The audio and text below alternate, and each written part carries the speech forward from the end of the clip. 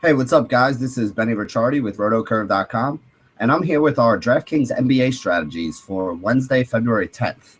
It's the largest slate that we have going into the All-Star break. All-Star break is going to start on Friday. There's a small two-game slate tomorrow. So this is really the last big night in the first half of the season to try to make that big score for you. So let's walk you through some of the guys who we like and we think are guys that you should be targeting. And kind of help you guys out, and hopefully you guys can make one last score going into the All-Star break to set you up for the second half. The four guys who we have on our list today that we're going to be talking about are Ish Smith at 7,200, DeMarcus Cousins at 11,100, Nick Batum at 7,300, and Zach Randolph at 6,500. Ish Smith is going to be the first guy. He's in a high total game, 216 points expected in that Philadelphia versus Sacramento matchup. Faces a very fast-paced Kings team that has allowed a ton of fantasy points to basically every position out there. Ish Smith had about 43 fantasy points against them on December 30th, the last time these two teams met. And basically, we've seen a little bit of a pattern developing here with Sacramento. The guys who are considered high-usage players have been doing great against them lately. We had Cleveland play them the other night. You got big games out of Kyrie and a triple-double out of LeBron James. We had the Brooklyn Nets play him a few days before that. You almost got a triple-double out of Joe Johnson in huge games out of Thad Young and Brook Lopez. Even when they played the Celtics the other night, Isaiah Thomas put up a big number. I think Avery Bradley did as well, maybe even Marcus Smart off the bench. Again, all high-usage guys that are on the Celtics team. So the trend is pretty solid that the guys that have the highest usage are going to be putting up some good numbers. And for the Sixers today, those two guys are Ish Smith and Jahlil Okafor.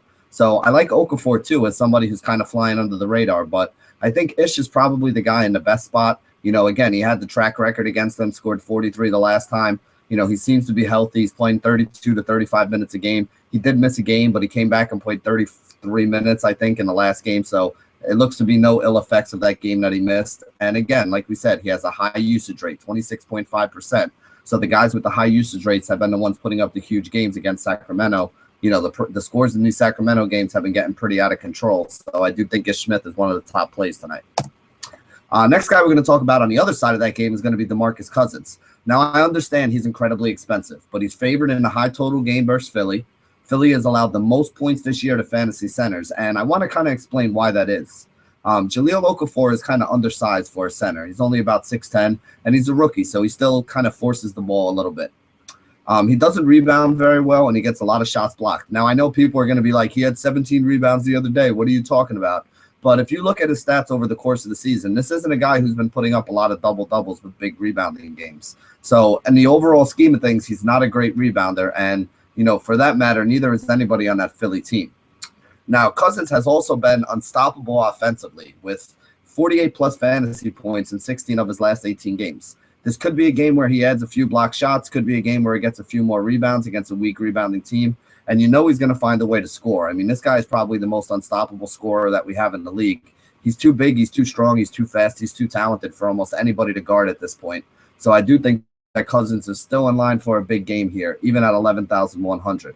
He could easily put up 70 fantasy points here and still give you tournament upside, even at that obnoxiously high price in a matchup that's this good for him. Next guy we're going to talk about is Nick Batum.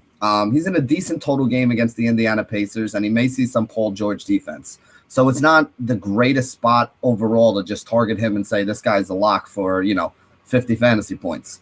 Now, with that being said, though, he did come back from injury recently, and he seems to still be a tad too cheap for what he has been producing. In his last 3 games, he's averaged 22 points, 10 rebounds, and 8 assists, putting up a minimum of 45 fantasy points in each of those last 3 games and twice getting over the 50-point mark. We would probably need about 43 fantasy points out of him here. So if he continues on that streak of 45s and 50s, he's still going to be a guy who gives you upside for a tournament. And I do think he has some good safety. I definitely see him getting to the 35 to 38 fantasy point mark, which would be 5x for you. So I think he's okay to roll out in cash games, and I do think he still has tournament upside. The last guy we're going to talk about is Zach Randolph, who's one of my favorite plays at the power forward spot tonight. He's in a game where his Memphis team is favored against Brooklyn. Vegas expects about 101 points out of them, so that's a pretty good scoring game for that Memphis Grizzly team. It seems like Marc Gasol is going to be done for the year right now, so we're expecting a big minutes boost for guys like Zebo, Ryan Hollins, and JaMychal Green, with Zebo easily being the best option of those guys out there. Now, in 3 of his last 4 games, he's gone for 35 or more fantasy points. And I think he's got a good chance to do that or more tonight, as he should see probably more minutes than he's seen all season. I think he's probably going to be somewhere in the 30 to 35-minute range. And again, with the way this guy rebounds and the way this guy can score, he's been better than a point-per-minute producer at different points in his career when he's been given the opportunity. He wasn't starting for a little while, but, his production off the bench has been so good that now that I think they're rolling him in the starting lineup, I think he's a little too cheap at 6,500. So Zach Randolph's going to be another guy that I'm looking to get a lot of exposure to tonight in both my tournament and definitely in my cash game rosters. There are some other guys that we really like today too. Kyrie Irving going up against the Lakers, I think, is in a good spot. You got to look at each one more as a value guy as long as Jimmy Butler's still out. Guys like Stanley Johnson, Bazemore, and Wes Johnson at the small forward spot make for good salary savers. I actually like paying up for Millsap today. I think that Millsap could be a sneaky option with everybody paying up for Cousins or coming down to guys like Randolph and Markieff Morris, Julius Randle, maybe even a Thad Young in that 6 to 7K price range. All those guys are viable to me, which is why I like Millsap, because I don't think anyone's going to be paying up for him. And he looks to be back to his old self. He had a little bit of a lull there, and, he had a death in the family, missed a couple games, started slow when he came back. But he's now back up to that guy putting up 40 to 50 fantasy points a game. So I think Millsap will be a sneaky GPP play for you today. At center, if you're looking for some guys, depending on what site you're playing on FanDuel, you're probably looking at Cousins. If you're playing over on DraftKings, guys like DeAndre Jordan, Pau Gasol, maybe even Gorgie Dang. These guys are still reasonably priced. They all have good matchups today. So those would be some of the other guys that I'm looking at. Again, it's a 12-game slate. There's a lot of games on the docket here. I think the game you really want to have exposure to is going to be that Sacramento and Philly game. I think you're going to get some high scores out of there. That would be one to, maybe not completely stack up, but put a couple guys in there for a tournament roster and, give yourself some upside, round it out with some value plays and, maybe 1 or 2 of the studs from the other games that you like as well. So good luck tonight, everybody. It's been a pretty solid first half of the year so far. Hopefully we can win a little bit more money tonight and then, keep it up. We'll obviously be back for you guys the second half of the season. You'll miss us for a couple days. We'll have some some golf stuff up there on Roto Curve. We'll have some college basketball, some NHL.